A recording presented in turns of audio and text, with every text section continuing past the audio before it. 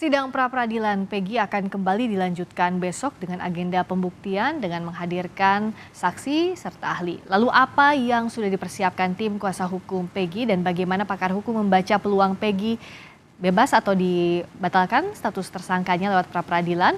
Kita bahas bersama Marwan Iswandi, kuasa hukum Peggy Setiawan, dan Heri Firmansyah, pakar hukum pidana.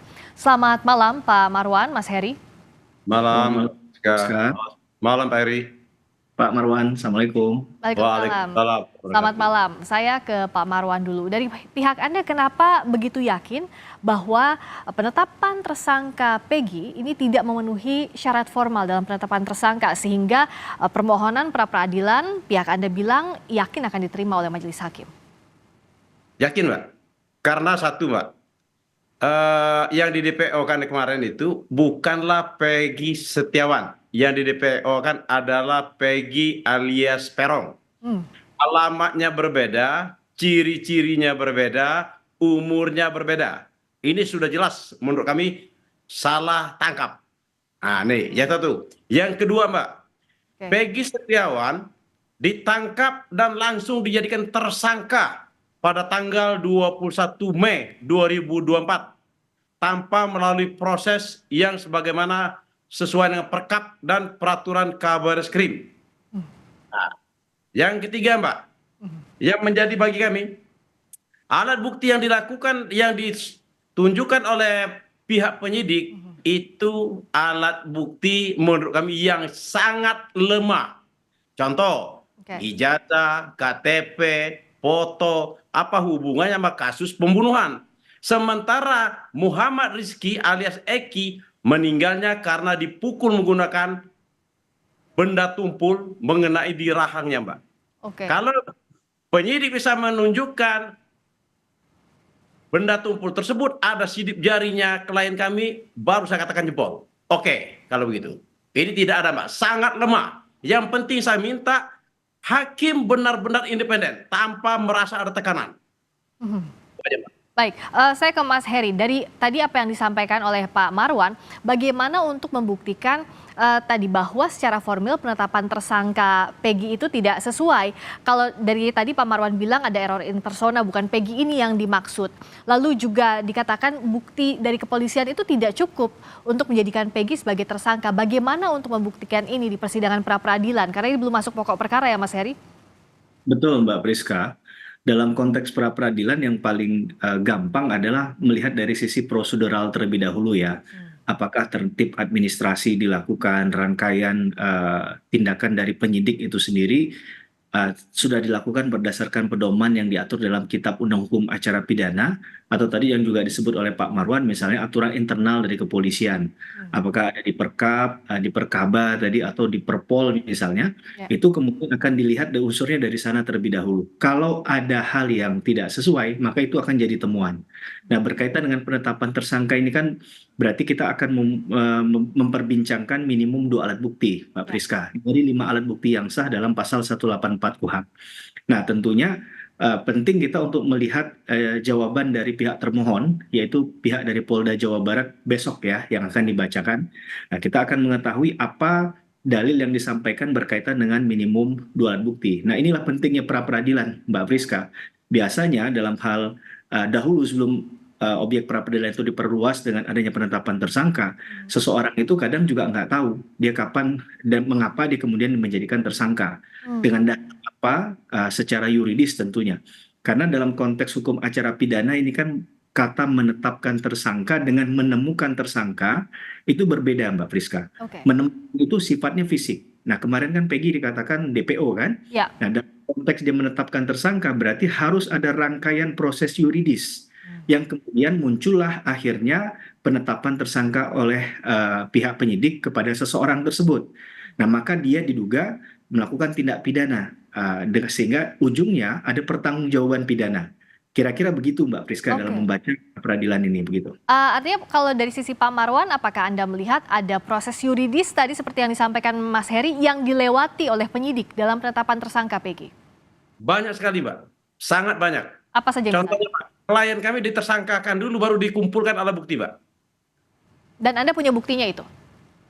Ya jelas dong. Tanggal 21 kok dia langsung ditangkap, langsung ditersangkakan.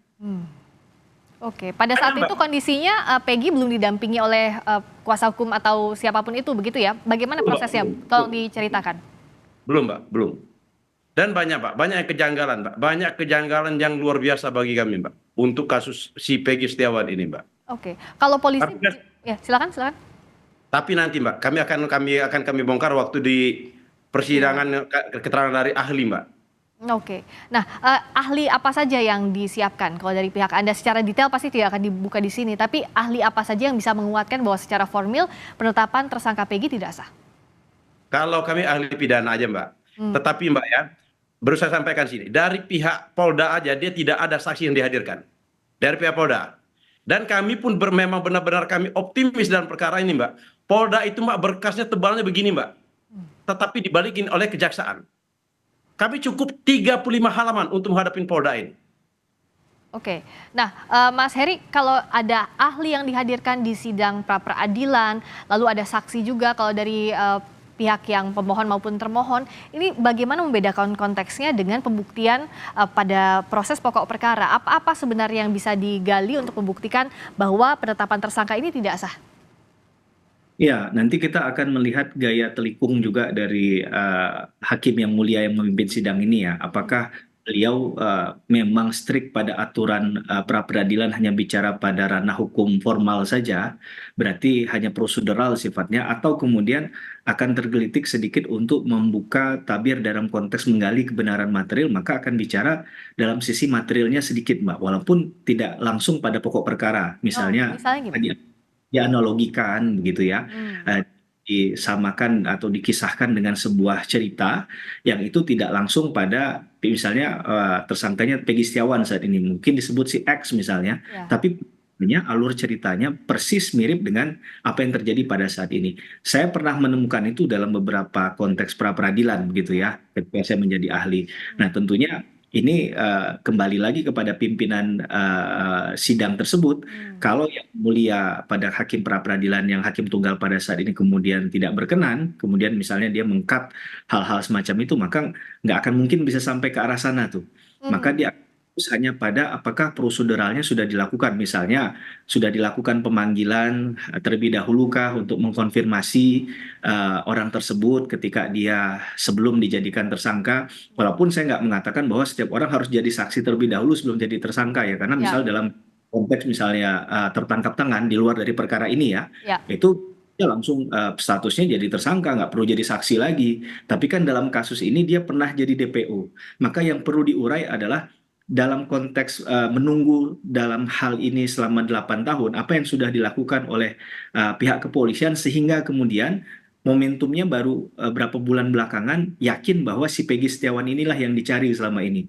Nah, Hmm. maka sebenarnya perlu untuk diuraikan, diperjelas benang kusut tadi itu agar kita semua memahami bahwa orang itu si Peggy Setiawan pada saat ini bisa dijadikan tersangka bukan karena proses yang katakanlah tidak menganut fair trial, Mhm. tapi ada kendala-kendala yang dihadapi oleh pihak penyidik pada saat itu. Karena waktu itu kan bukan Polda Jabar ya, Ya, di Polres. Cirebon kalau tidak Hmm. salah yang menangani kasus itu. Maka ini harus jadi jalinan cerita yang utuh karena yang menyidangkan saat ini yang mewakili adalah tim Polda Jabar yang notabene bukan penyidik awal perkara tersebut. Nah, Hmm. menurut saya koordinasi dan juga komunikasi yang baik harus dijalin nih antar penyidik tadi untuk bisa menjelaskan hal itu. Khawatirnya apa yang disampaikan dengan apa yang terjadi miskomunikasi atau berbeda dengan fakta nanti. Itu kira-kira. Oke, dan kalau dari Anda Pak Marwan, tadi kan polisi, tim hukum Polda Jawa Barat menyebut bahwa siap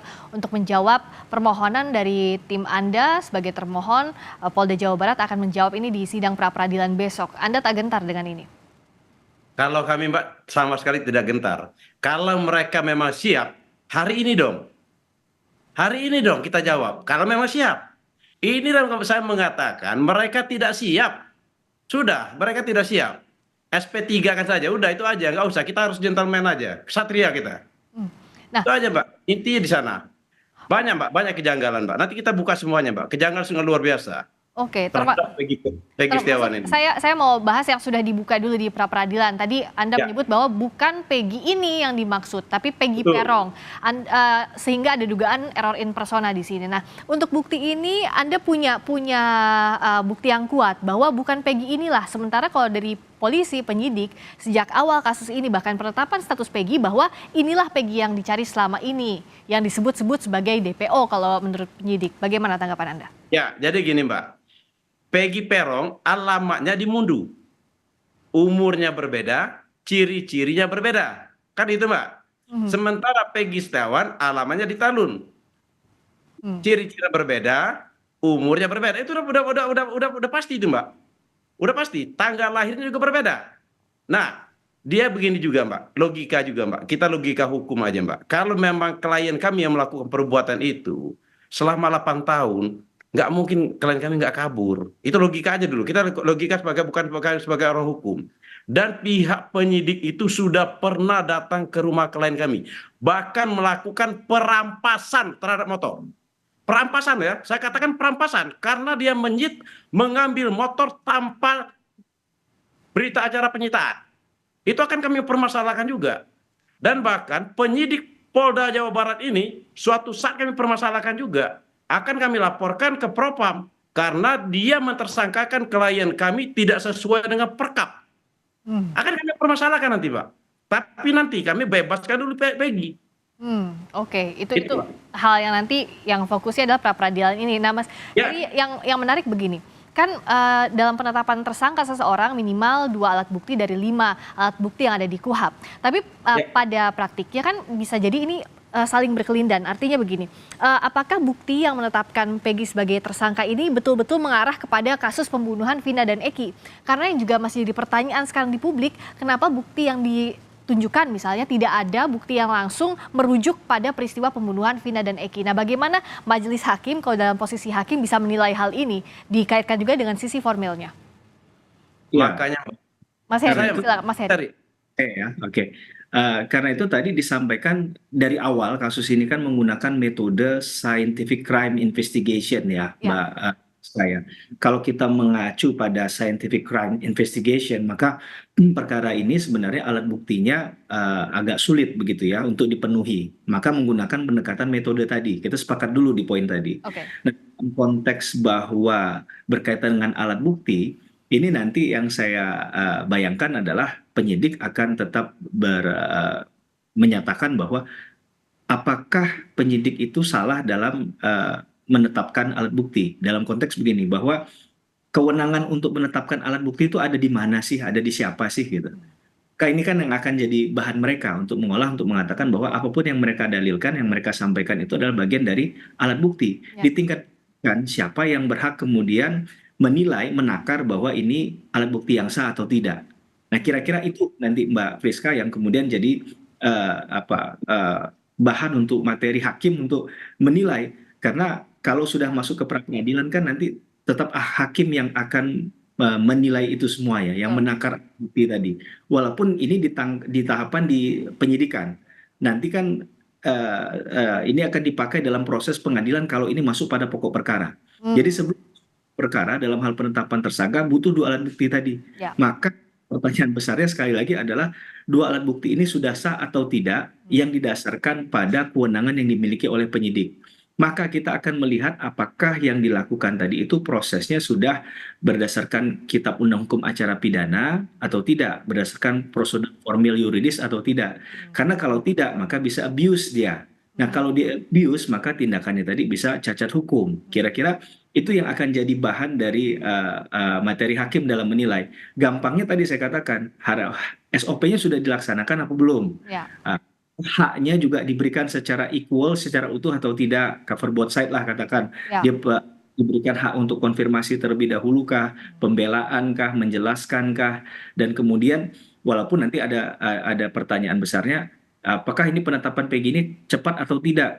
Ya, di hukum acara pidana nggak ada pengaturan harus berapa hari dalam proses itu kemudian ditetapkan menjadi tersangka. Maka kita jawabannya kalau bicara tentang ini sudah tepatkah untuk penetapan tersangkanya dalam konteks hari Jadi kita nggak akan Baik. menghitung hati, saya rasa begitu. Baik, apakah cacat hukum secara formil atau tidak penetapan tersangka terhadap Peggy Setiawan ini akan dibuktikan di sidang pra-peradilan yang besok juga masih akan dilanjutkan. Terima kasih waktunya Pak Marwan Iswandi, kuasa hukum Peggy Setiawan. Terima kasih juga Mas Heri Firmansyah, pakar hukum pidana. Selamat malam. Terima kasih, Mbak.